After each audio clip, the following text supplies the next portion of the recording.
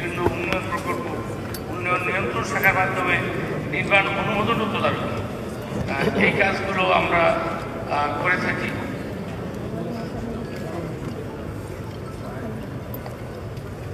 আমি একটু সংক্ষেপ করতেছি কারণ আমার হাতে অনেক কাগজ।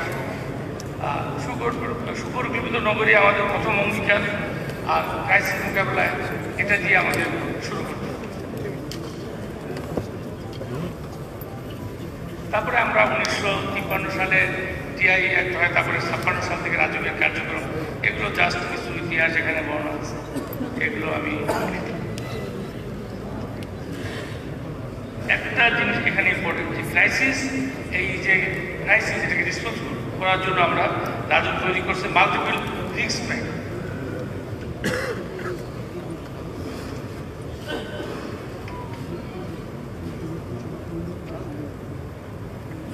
রাজুকের তো আবাসিক প্রকল্প 60-এর দশক থেকে শুরু করে এখন পর্যন্ত চলতেছে। গুলশান আবাসিক এলাকা, বনানী, বাড়িতে নিকুঞ্জ, গেন্ডারিয়া, জোয়ার সাহারা, তোরা, পূর্বাঞ্চল, চিলমি, এটা আপনারা সবাই জানেন। আমার মনে হয় এটা নতুন করে কিছু বলার নাই।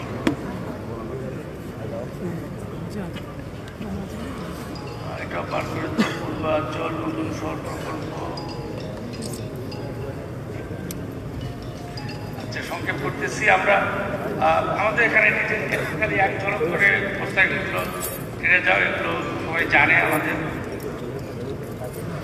আমরা রিসেন্টলি যেটা করতেছি সেটা হলো আমরা উত্তরা পূর্বাঞ্চলে যেটা এনএইচও করতেছে, আমরা কিছু সাশ্রয়ী আবাসন, আমরা নিম্ন আয়ের লোকের জন্য কিছু আবাসন এবং ওই কর্মজীবী মহিলাদের জন্য ব্যবস্থা, এই জিনিসগুলো আমরা হাতে নিয়েছি। যেটা অতীতে সবাই বলে যে রাজু হলো বড়দের জন্য, হ্যাঁ, তো আসলে আমরা সেখান থেকে সরে আসতেছি।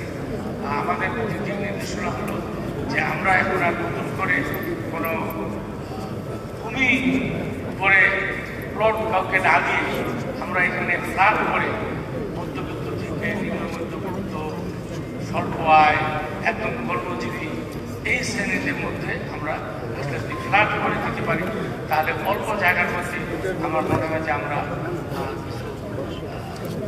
আবাসিক সমস্যার সমাধান করতে পারব। আরেকটা বিষয় না বললেই নয়, রাজুক কিন্তু সবসময়, রাজুকের এলাকাতে সবসময় তারা আমরা পার্ক, জলাশয়, লেক, রাস্তা, মানে এগুলো কিন্তু আমরা পর্যাপ্তভাবে রাখার চেষ্টা করি, যেগুলো আমাদের পরিকল্পিত। এখন ঘটনা হচ্ছে যে পরিকল্পিত নগরীর বাইরেই ঢাকা শহরের অনেক এলাকা, সেগুলোতে আসলে আমাদের ওই যে টিওডি বললাম, রিঅ্যাডজাস্টমেন্ট, রিডেভেলপমেন্ট, এই জিনিসগুলো আমাদেরকে এখানে করতে হবে, তাহলেই আমরা কিন্তু সুফল পাব। আমাদের রাজুকের আমরা ফ্ল্যাট প্রজেক্ট অলরেডি নিয়েছি, আরও দুটা এটা নিয়েছি, বিওসি আমাদের মধ্যে, এগুলো অনেক বড় বড় প্রজেক্ট, ইনশাল্লাহ আপনারা সুফল পাবেন।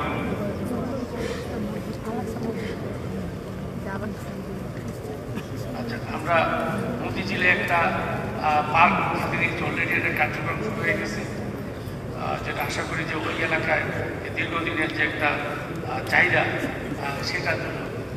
সবশেষে আমি একটা আহ্বান জানতে চাই আজকে আপনাদের সবাইকে, আপনার এই আজকের মন্ত্রী অনুষ্ঠানের মাধ্যমে সারা দেশবাসী এবং সকল স্টেক হোল্ডার যারা এই বাড়িঘর নির্মাণ বা এই উন্নয়ন প্রজেক্টের সঙ্গে জড়িত, তাদের কাছে আমার আহ্বান যে আমরা যে ড্যামের মহাপরিকল্পনা, এর মধ্যে যে ল্যান্ড ইউজের যে একটা মাস্টার প্ল্যান আছে, আমার অনুরোধ আপনারা এই নির্দেশনাটা মেনে চলুন।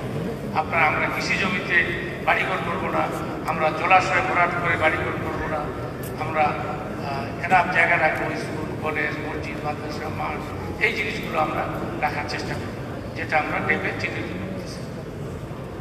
আর বিএনপিসি মেনে আমরা ভোট দেব, প্লিজ। এই বিএনপিসির ভোট মেনে আমরা বাড়ি যদি করি, সেই বাড়ি টেকসই হবে এবং এটা দুর্যোগ মোকাবেলা করতে পারবে, দুর্যোগ সহনীয় হবে, এইটা আমাদের অনুরোধ। এবং অতীতে আমরা যেটা করছি, আমরা আগেও আমরা এই দুর্যোগ সহনীয় বিল্ডিং করার চেষ্টা করছি, কিন্তু আমরা এটা নিশ্চিত করতে পারিনি। আমরা এর পরবর্তী যে বিধিমালা করতেছি, এখানে আমার অনেক স্টেক হোল্ডার আছে, বিরোধী আছে, অন্যান্য ইউনিটে আছে, আর্কিটেক্টরা আছে, সেই ইঞ্জিনিয়ার ইনস্টিটিউট আছে, সম্পূর্ণ পেশাজীবীরা এখানে আছেন। তো আমি রিয়েল আছে, আমি তাদেরকে অনুরোধ করব যে প্লিজ আমরা এই বোর্ডটা মেনে যদি চলি তাহলে আমরা আমাদের ভবিষ্যৎ প্রজন্মের জন্য আমরা একটা সুন্দর দিক নির্দেশনা দিয়ে যেতে পারবো, যেন তারা একটা নিরাপদ সাশ্রয়ী অবস্থান তৈরি করবে। আর নির্মাণ শেষে আমরা অকুপেন্সি সার্টিফিকেটটা করব, যে আমরা যে সঠিকভাবে বাড়িটা করলাম, তাহলে কিন্তু আমরা আর অযথা কোনো ডিপার্টমেন্ট দ্বারা হয়রানির শিকার করব। আর সব শেষে বলবো যে আপনারা যে কেউ যে কোনো পেশাজীবী ইঞ্জিনিয়ার, আর্কিটেক্ট বা প্ল্যানার দিয়ে আপনারা বাড়ির প্ল্যান ডিজাইন করবেন, আপনারা যে নিবন্ধিত যারা আছে, যে এক্সপার্ট যারা আছে, তাদেরকে দিয়েই আপনারা প্ল্যান করবেন এবং তাদেরকে দিয়ে আপনারা তদারকি করবেন। আমরা অনেক সময় একটা ইঞ্জিনিয়ারকে দিয়ে প্ল্যান করাই, আমরা তাদেরকে ডাকি যে যখন কোনো কমপ্লেন হয় তখন বলে আমি তো প্ল্যান করে দিচ্ছি, আমাকে তো তারা কোনো দিন ডাকে নাই। প্লিজ আপনারা যাদেরকে দিয়ে প্ল্যান এবং ডিজাইন করবেন, আপনারা তাদেরকে দিয়ে সুপারভিশন করবেন, যে তারা একটা দায়বদ্ধতার মধ্যে থাকতে পারে। তো আমার মনে হয় যে আমি লম্বা করি নেই, কারণ অনেক স্কেপ গেছি। তো আমার অনুরোধ যে আপনারা যদি আমার এই শেষের আহ্বান শোনেন, আমরা ভবিষ্যতে সুন্দর সাশ্রয়ী যে এই বসতি দিবসের যে উদ্দেশ্য, সেটা মনে কিছুটা হলেও করতে পারি। সবাইকে ধন্যবাদ। আল্লাহ হাফেজ। বাংলাদেশ জিন্দাবাদ।